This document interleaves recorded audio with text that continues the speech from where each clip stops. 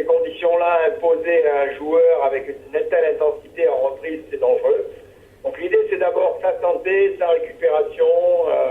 C'est l'occasion pour d'autres de montrer qu'ils sont à la hauteur de l'enjeu. Oui, il y a là un challenge où on a pour l'instant réussi avec tout un tas de joueurs incroyables, comme Romain Lagarde, comme Timothée Ndiessant, à remplacer Nicolas occasionnellement. Il y a quand même un challenge. On rappelle qu'il n'y a que 15 joueurs, 14 même, qui partent aux Jeux Olympiques. Donc on a là une manière de marquer le terrain pour chacun. La marque bleue est souvent supérieure à chacun des joueurs. On l'a montré par le passé, il faudra continuer à le montrer. Franchement, il y a là un contexte très particulier qui est le mondial de mi-olympiade. Celui-là, il est très important parce qu'il conduit aux Jeux Olympiques, il attribue.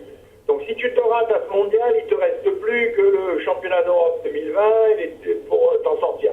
Donc c'est un mondial qui mobilise tout le monde, où tout le monde va donner le meilleur, où les pays des continents les moins favorisés d'habitude arrivent, comme la Corée, comme la Tunisie ou autre, à fond. Et là, on est bien dans l'épreuve la plus difficile de l'Olympiade, incontestablement.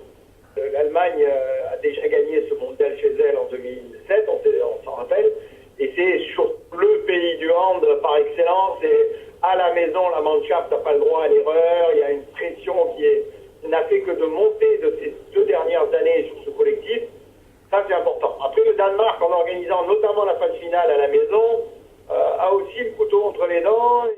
Dans le tableau qui croise avec la France, on a surtout l'Espagne, la Croatie, voire l'Islande, qu'on a déjà rencontré à des niveaux très élevés, qui sont les ogres potentiels. Dans un mondial très bizarre, on revient, on a perdu les 8e de finale et les quarts de finale, et on revient à un tour principal qu'on n'aime pas beaucoup parce qu'il y a beaucoup de calculs. C'est un mondial short trap qui peut faire plonger.